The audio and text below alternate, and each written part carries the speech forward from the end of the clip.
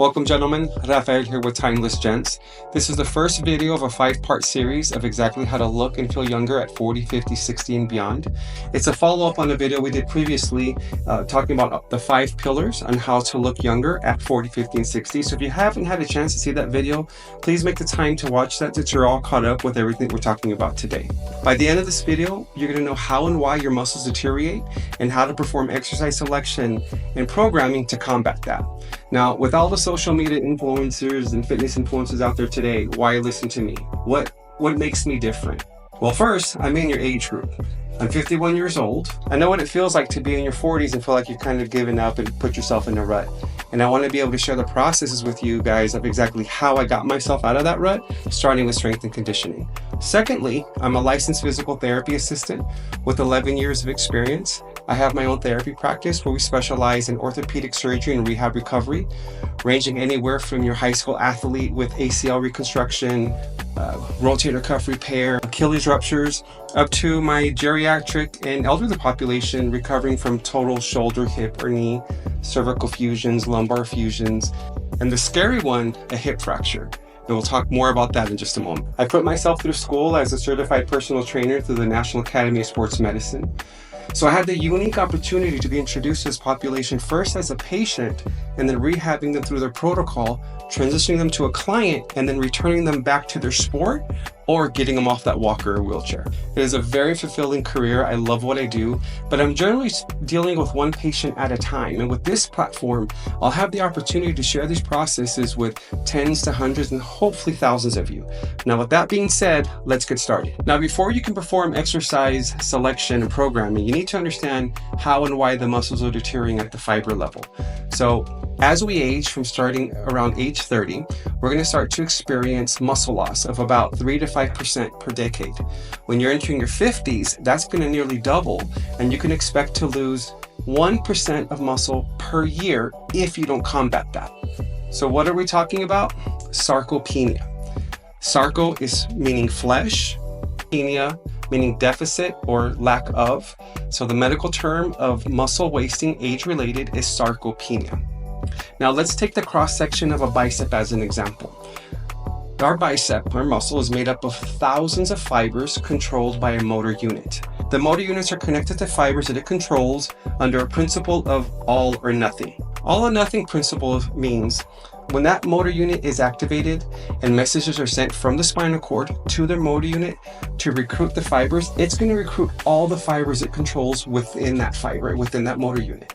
And that's what it means by all or nothing. It's not going to be selective about it. So let's take this 8-pound dumbbell as a demonstration. So for someone who's been working out for a while or someone who has some decent strength, 8 pounds is not going to be a lot. You're going to be able to lift that weight continuously for several reps with little to no fatigue. For that to happen, your motor unit are recruiting primarily your type 1 muscle fibers. More on that in a second. It's going to be really hard to fatigue that movement. You're going to be able to do it for several reps, right? You're going to put that weight down. So let's take this 30-pound dumbbell as an example.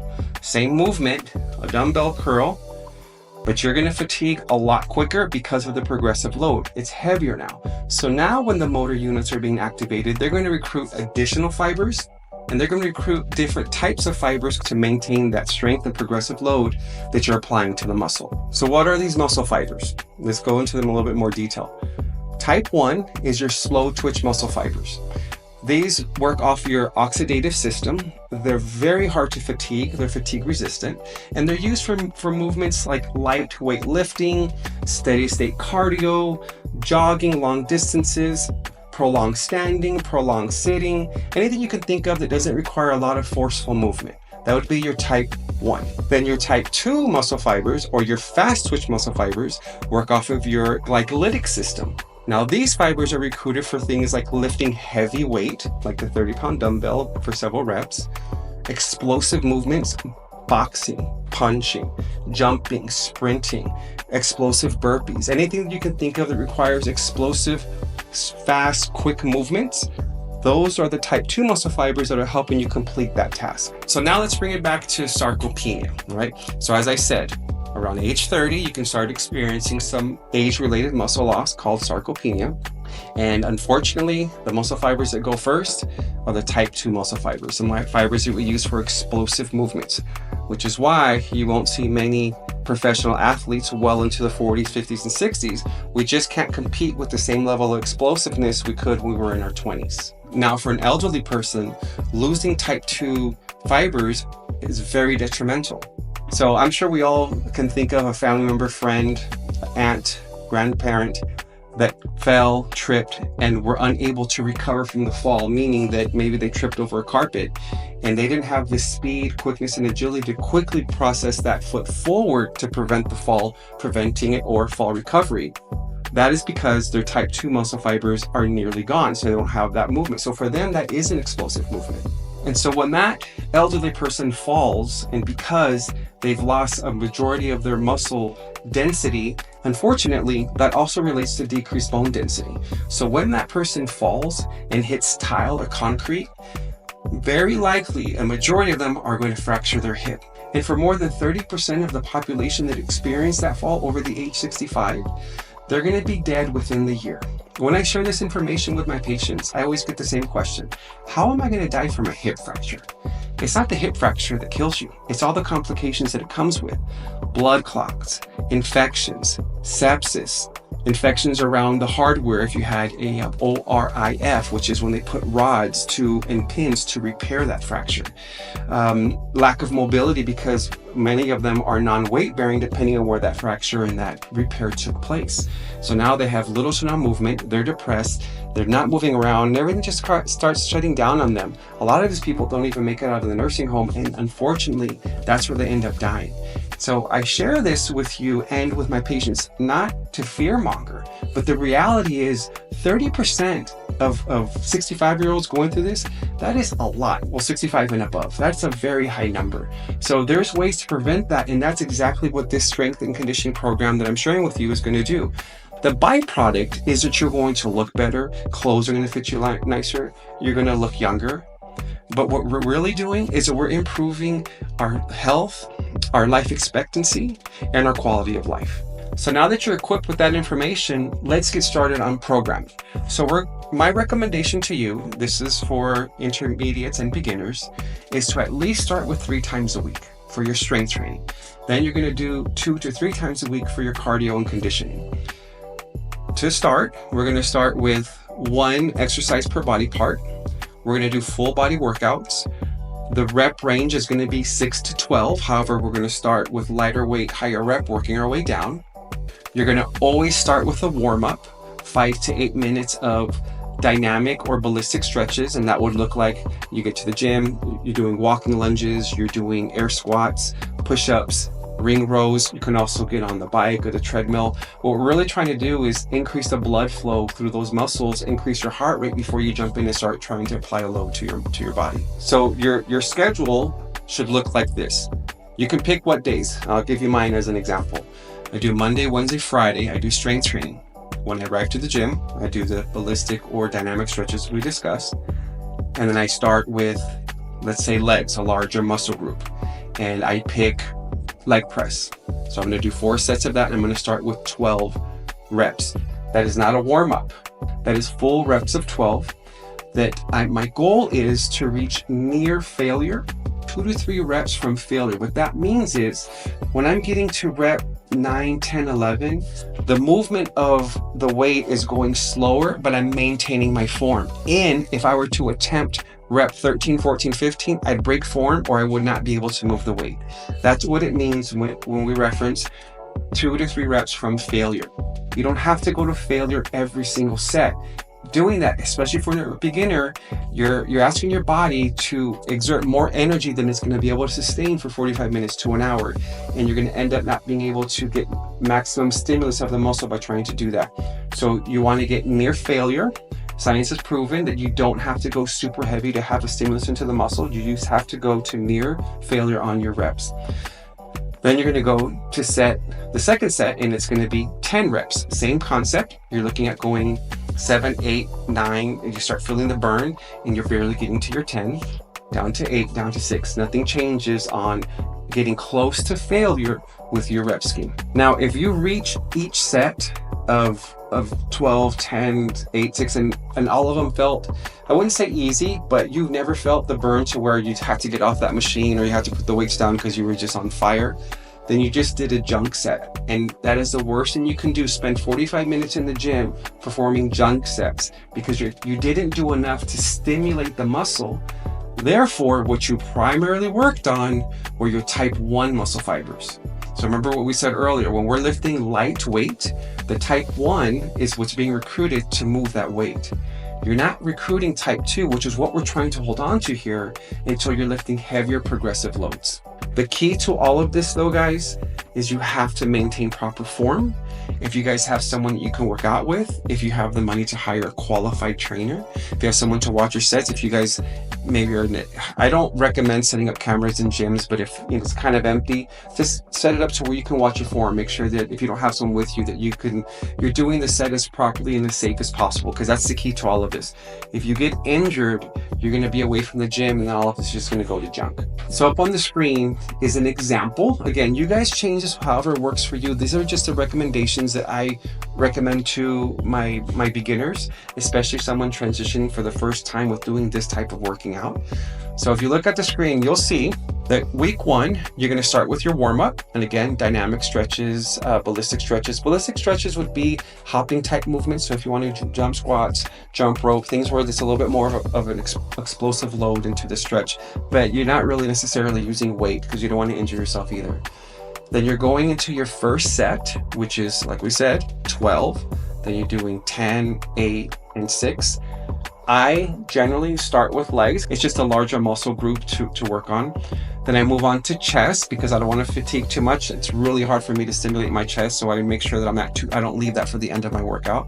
And then I move on to back, and then I move on to shoulders, following the same rep scheme. I'm going to have a menu of exercises that I'll put up on the next slide of varying exercises that mimic that same movement. So I'll mix it up. So on Monday, I might do leg press, and I might have my feet placed a little higher, which is going to hit the posterior part of the muscles, my hamstrings and my glutes. The next time I do leg press, I might have my feet lower so I can hit more of the anterior and the quad.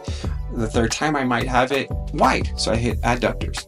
So I don't generally do leg press Monday, Wednesday, Friday. I'll mix it up. So if Monday I do a leg press, on Wednesday I might do walking lunges. On Friday I might do a split squat. So you're stimulating the same muscle groups, but with different exercises targeting different angles of the muscle. Same concept with chest. I generally stick to incline for several reasons.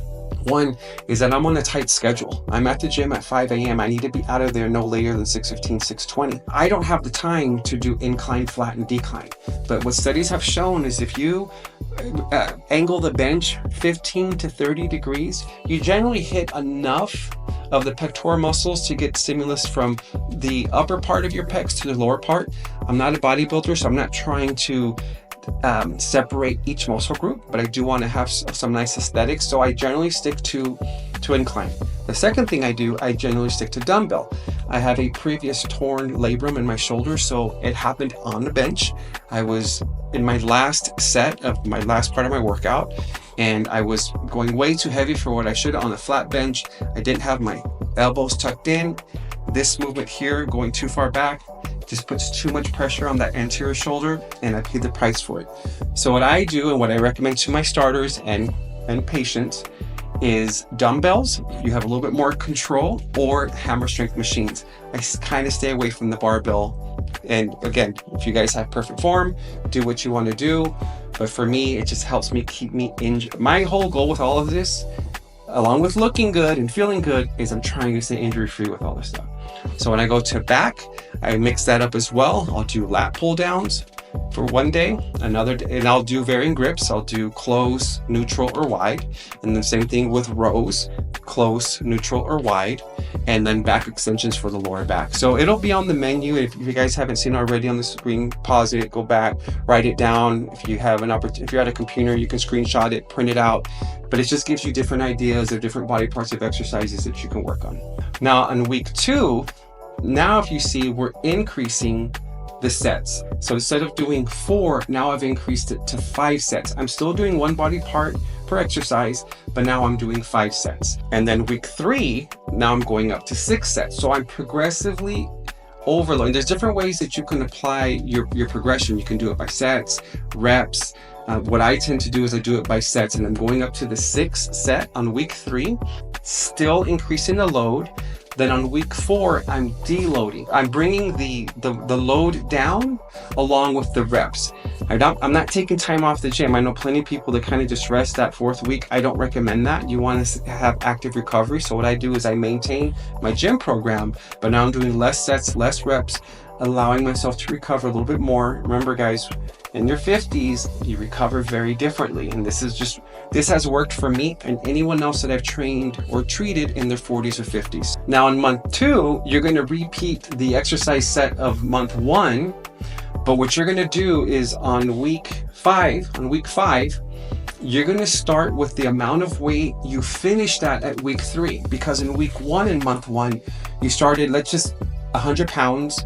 And by the time you were done the first month, you were now at whatever weight. This is just an example, 130 pounds. So month 2, you're starting at the 130. So you're starting where you finished off week 3 before the deload week.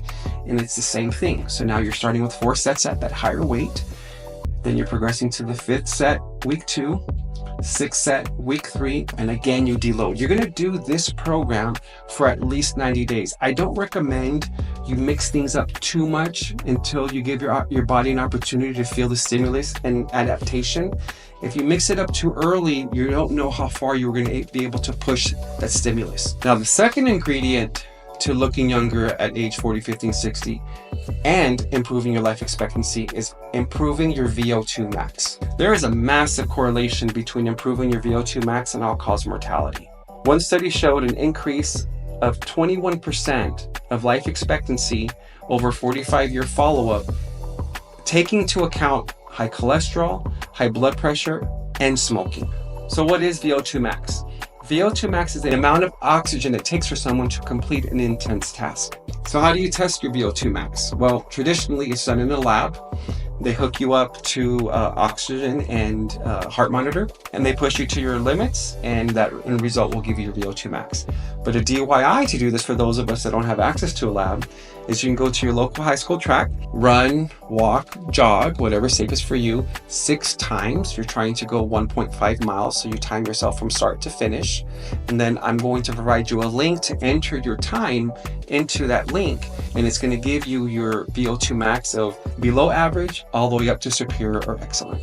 So once you get your VO2 max, now you have your baseline. And don't worry if you're below average. Most of us in our age group, if you haven't done any of this stuff, you're going to be below average. That's the whole reason we're doing this. We're trying to get you up to not just average. You want to be above average because we want to be part of that group that has a longer life expectancy and quality of life by having improved endurance.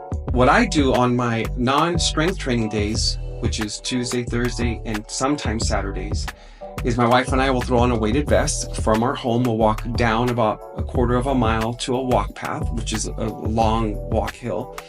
And we'll jog that hill up to the top of that hill.